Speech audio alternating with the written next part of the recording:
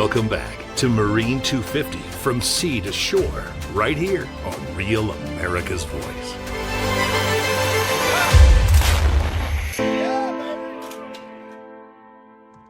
All right, back to it. Special coverage on it, Senator. Thank you for being with us here on Real America's Voice. We certainly appreciate your patronage. But so many great things to cover in this country. You know, while the left is screaming about a No King's Day, of course, there wouldn't be a No King's Day because there is no king, and that wouldn't be allowed if there were. Simple stuff here to understand.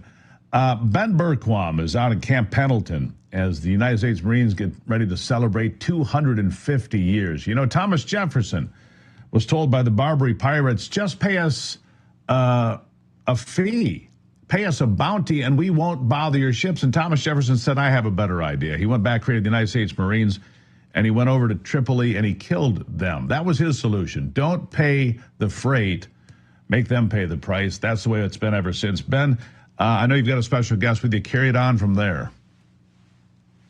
Yeah, Steve, you know, speaking of that, moving from a position of strength, you look at where we're at as a nation now, it's only because of the Marines and those, again, in all of the branches of service that have decided to swear that oath, to take it upon themselves to protect this nation, to defend it from all enemies, both foreign and domestic. And it is just such an honor. And actually, if you can see behind, you can't see it too well right now, but you will be seeing it better later. We've got the USS Teddy Roosevelt that's going to be coming in to shore. It's going to be part of the demonstration. But I'm with Lieutenant Colonel Pyrek. We're talking about this. So obviously, November 10th is the actual birthday of the Marine Corps. Why are we doing it today? Why are we doing the celebration today? And what does that birthday mean to you as a Marine? You know, as a Marine Corps, we are proud of the heritage and the legacy of those that came before us. We stand on their shoulders. So on November 10th, it is tradition that Marines anywhere in the world, we're going to pause and we're going to say happy birthday to those that are with us and cut a cake, whether that's an MRE pound cake or a fancy cake at a gala or a ball. So we are doing this today in the lead up to this 250th birthday.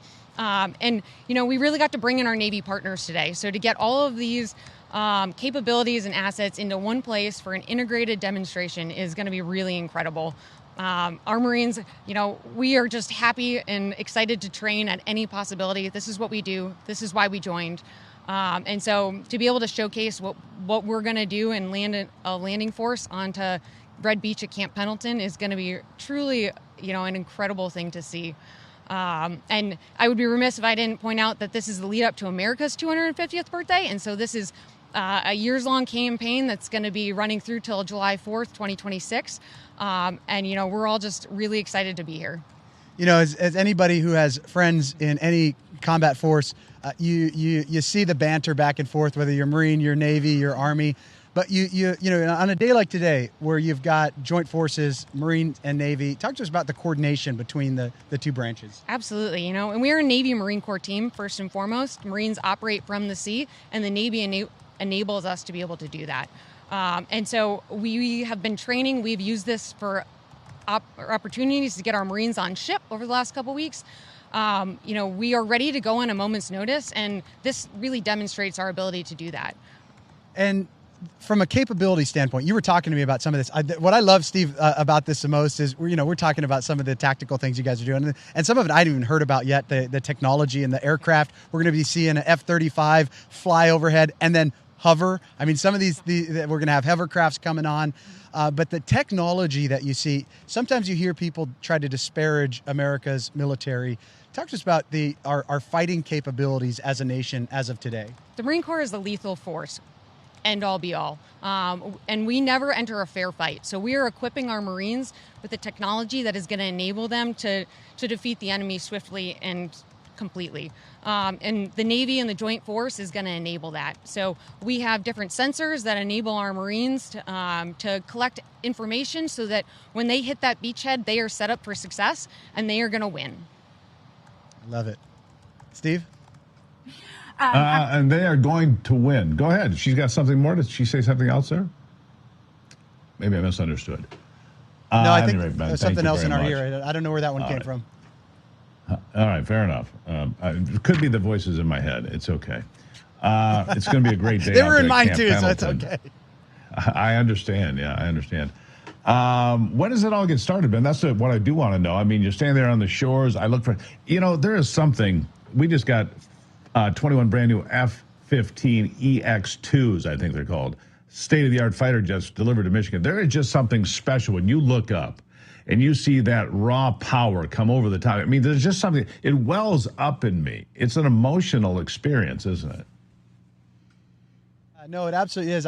When I came in yesterday, I saw the Ospreys that were flying over. We've got the F-35s, the new generation of the F-35s. And what's the new one, the hovering marine? So the F-35 Bravo has a V-STOVL capability, and I'm going to screw up that acronym, I apologize, but it can hover. So it allows our Marines to land in austere places. They can land anywhere, rearm, refuel. We'll have Marines on the ground ready to do that, and then they will be able to take back off without requiring a manicured runway to do so. Yeah, so think of a fighter jet that can land and then take off again from a stall position. It's going to be incredible. Again, we're going to have 24 amphibious combat vehicles are going to hit the beach. Those are our new swimming tank, essentially, for lack of a better word. And they are up-armored vehicles that are going to carry Marines ashore from the sea. They're going to hit the beach, and they are going to run through to their objective. They will clear through their objective. So we're going to have all of this going on. Basically, it's a beach clearing operation. You're going to see all of the different components and the staging of those. Which ones come on first? So Marines and sailors are coming from the air, land, and sea. So we are going to have reconnaissance Marines are going to parachute in. We're going to have Navy SEALs jumping out of a helicopter and swimming ashore. They will be followed by aircraft that are shaping the battle space, both Navy and Marine Corps. They can provide precision strikes as well as close air support. Then our ACVs roll ashore. They deliver the landing force. And those Marines are when combat power has massed. And then following in trace, we're going to have the hovercrafts that bring our equipment. We're going to have our Nemesis, the Navy Marine Expeditionary Ship to Interdiction System, as well as the artillery is going to come ashore. They're going to establish their beach hold, and then we're going to demonstrate the ability to mass fires into a training range in Camp Pendleton. Yeah, and apparently they are shutting down. This was under a little bit of contention. Originally, you guys were debating on shutting down 5, decided it wasn't necessary. Now, it appears the governor of California is going to shut down 5, and it seems like in an attempt to cause some issues. I'm not going to get into it political while you're here, but some issues with the base. But we're going to get to witness it. We're going to be front row seats over here. And Steve, everything's kicking off. So Amanda Head is down at the main site where the setup where all the speakers are going to be going off. The initial speakers are going to start noon local time, so 3 o'clock Eastern. And then all of the demonstrations that we're going to get to witness are around 1 o'clock local time, 4 o'clock Eastern. And I just want to have Mason turn this camera just so you see kind of everything that's going on. We've got Combat Town over here, but off to behind us. Go ahead. We'll show Combat Town. So this is where the Marines will actually go through. They'll be clearing the houses. Ultimately, they'll end up coming back to Vice President Vance and saying the mission is clear. At the end, they will report, Mr. Vice President, the objective is secure. And then behind us, directly behind Mason, we've got what do you call this again? So this is our command and control facility. It blends in with the terrain, and it is an all-domain command and control center where they are able to talk to the ships, they're talking to the aircraft, they're talking to the Marines on the ground at the point. And they are ensuring that our fires are integrated, that aircraft is deconflicted and where it's needed at the moment it's needed. They are delivering rounds downrange, on time, on target. I mean, it's just a pretty spectacular thing to be able to witness this. As a civilian, being able to come on here. But this is just your daily life, huh? This is our daily life. I am proud to be a Marine. God bless you. Steve? On the beach? Is that where the amphibious vehicles are going to come on shore, right there, right next to you? Yeah. So if you turn the camera back this way, they've actually been clearing the ground, and typically we were talking about this off camera earlier. So when say this was a beachhead, I was just in Normandy last year and had the honor of being able to witness that, to think about the heroism of those Marines and sailors and Rangers that went on the beach. but you use caterpillars today, but typically this beach, if you were actually, this was a combat beach, you would have obstructions and things that you'd have to clear. Talk to us about what that would actually look like in combat. We're not going to get to see that exactly today. Absolutely. So that is why we send in the shaping forces. So our reconnaissance Marines, the Navy SEALs, they come in to prepare the beachhead for a landing force. So the SEALs and the recon guys, they're going to disable as many obstacles as possible, clear out any enemy strongholds, so that the landing force can get as far ahead up the beachhead as possible to be able to then continue follow-on operations. So I'm not the expert. I would need to get one of my Navy counterparts to talk about how they prepare the beachhead, but there's a science that goes into making sure that the hovercraft can land safely, and that we can deliver our troops ashore at the correct time. But basically, if you look behind me, I'll kind of have Mason kind of move this camera again. Basically, from this point where we have the USS Teddy Roosevelt, as we pan out this way, I'll get out of the shot. This is this entire beach is where all of these operations are going to be taking place. You're going to have Navy SEALs coming aboard on shore. You're going to have Marines dropping in from the sky. You're going to have them on electric bikes, motorcycles coming up these. It's just going to be an incredible thing to see. And off in the distance near those cliffs, that's where the artillery is going to be firing over the I-5 into the mountains behind us. So really Ben, neat. I got to jump. Thank you for that, Ben. We've got to jump to the stage down there in Florida. Ben doing a great job, by the way, on the shores there. I look forward to seeing that. But here's Byron Donalds on stage in Florida. Culture in the United States of America. And if moms are active, America is on the right course. And I thank you for all of your hard work. I wish that, I think my mom would probably be a mom for liberty if I was a kid today.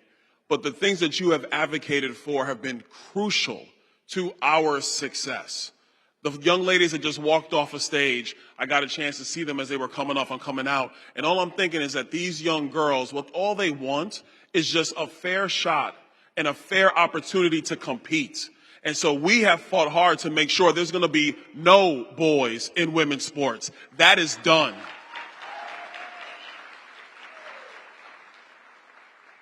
But look, we got to be honest. The work is never over.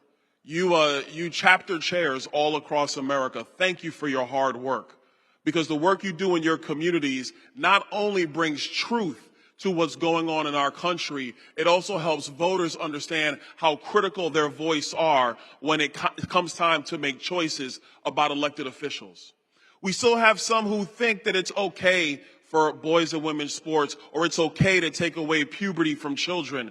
But I will tell you that in our movement that stands for truth and stands for children, we will always protect the innocence of our children. We will always do this.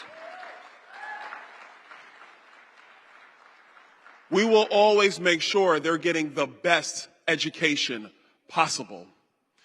Tina and my wife, they go back a long way. They were school board members back in 2014, 2015, during those times. And during that time, when they got elected to the school board, I'm literally at home watching my wife come home from these meetings and just see the level of, one, frustration in what was happening, but also a passion to do everything that was necessary to have real change and to have real facts and real honesty come into the debate of how our children will be educated, how our children will be nurtured in order to become the adults that we need them to be. And it is your organization here, Tina, Moms for Liberty.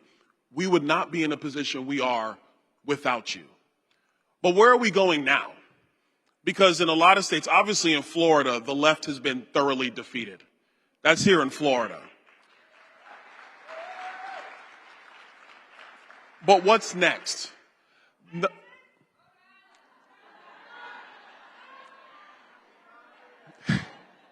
Everybody's shouting their state. I'm like, what's next? She's like, Texas, Rhode Island's next.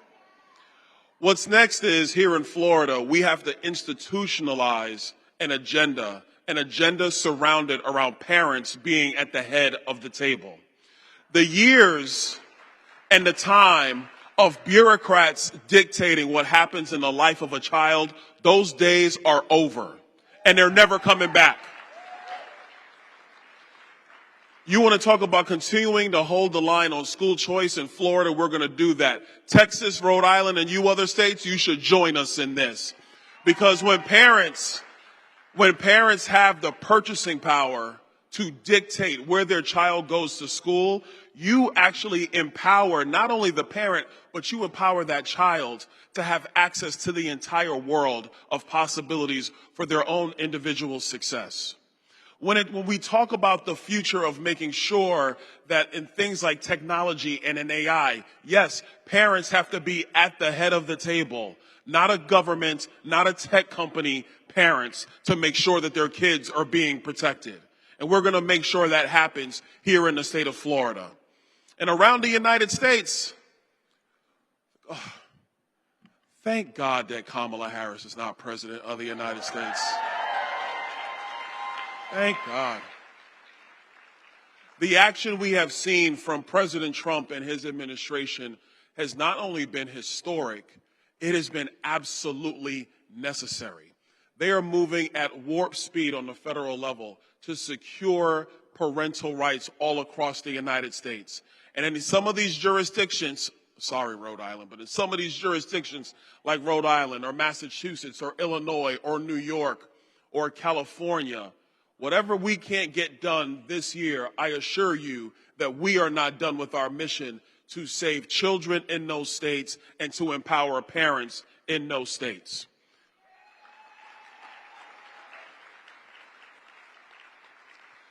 I try to stay away from too many politics when I come and talk to you guys, because this is not about Republicans versus Democrats. This is not about liberals versus conservatives.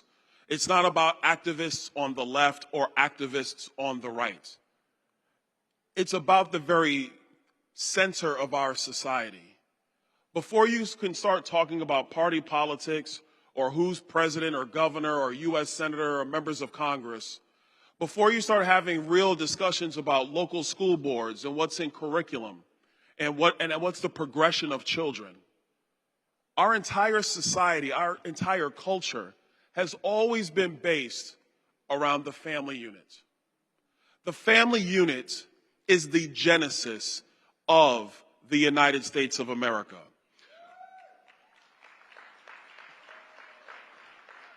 Without strong families, our nation, which is the best nation, which has lasted 250 years, a constitutional republic where, yes, you have divisions and you have disagreements, where even in families sometimes we don't get along or we don't see eye to eye. But a nation like ours, the only way it's going to stand the test of time for another 250 years is that families have to be stronger going into the future than they are today.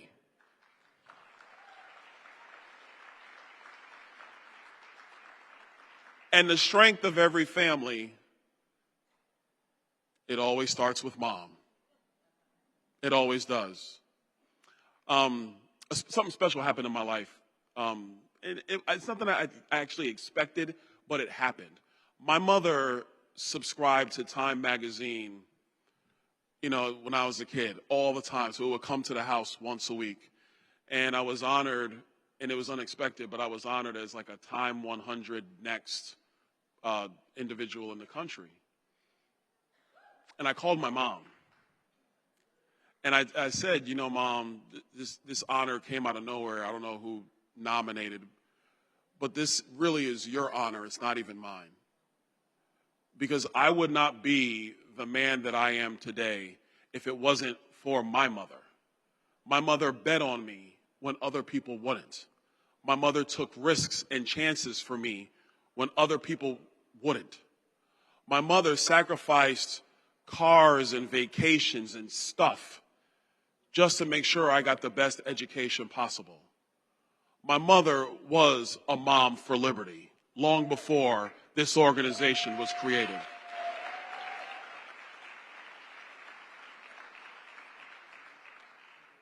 And so that passion that Meredith P. Brown, and if you know my mother, you got to say the whole name. But that passion for Meredith P. Brown, for her son and for her children, is the same passion that all of you have for your children. And it's the same passion that mothers all across this country have for theirs.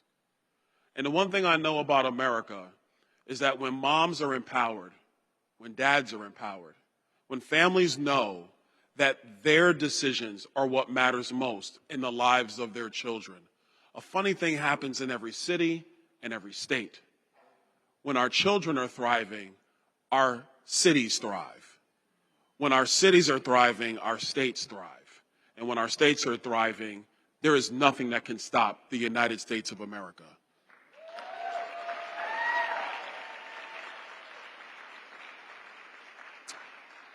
So as one of the guys in the political sphere who has a lot to say sometimes, the one thing past all the speeches is a commitment that families will always be first here in Florida and here in America.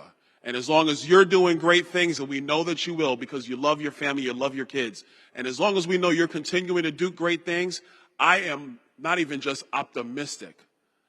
I'm grateful to be an American at 250 years, and it's going to be awesome to see what America does over the next 250 years. God bless you guys. God bless you captains in your communities all across America. Moms for Liberty, thank you for all of your hard work. Let's keep winning. Let's keep winning. Let's keep going. God bless you.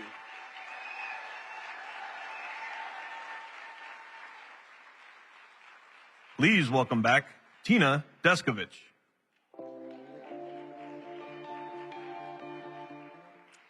I'm just here to wrap up this very long morning. It was packed full of great speakers. I hope you were uplifted, encouraged, and inspired.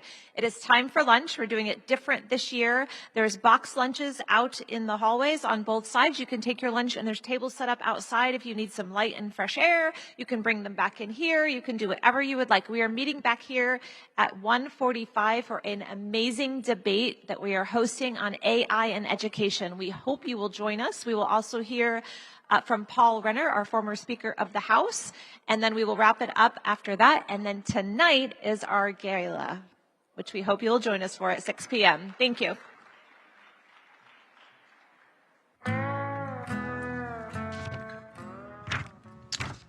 All right, there you have it. Byron Donalds likely to be the next governor of Florida. The polling all saying that. I think that the 19th Congressional District in Florida will be deprived of a great representative.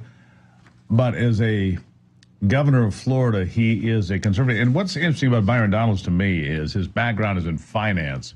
He understands math. He understands finance. He understands numbers. He understands how the economy works, how taxes impact people, how to build businesses, how to make Florida stronger with less taxes, less regulation, more opportunity. Can we get him to my state? Can we draft Byron Donalds to come to my state? That's my request. All right, listen up, Patriots. If you want to fight for this country, AMAC, the Association of Mature American Citizens, is the organization you need to join. They're the conservative alternative to AARP, and they're fighting every day to protect faith, family, freedom, and, well, our American way of life. When you become a member, you get access to powerful perks, exclusive discounts on travel insurance, and more, plus valuable member tools and a subscription to the AMAC magazine, which tells the truth about the mainstream media and the things that they won't tell you as well.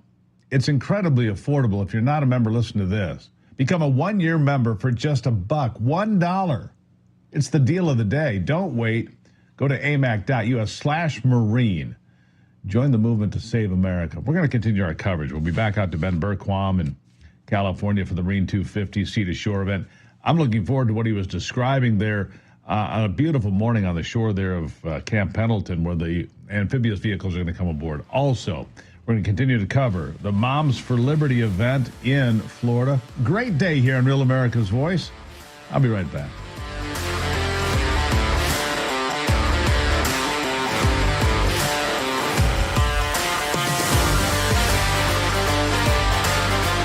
We'll be right back with more Marine 250 from sea to shore, only on Real America's Voice.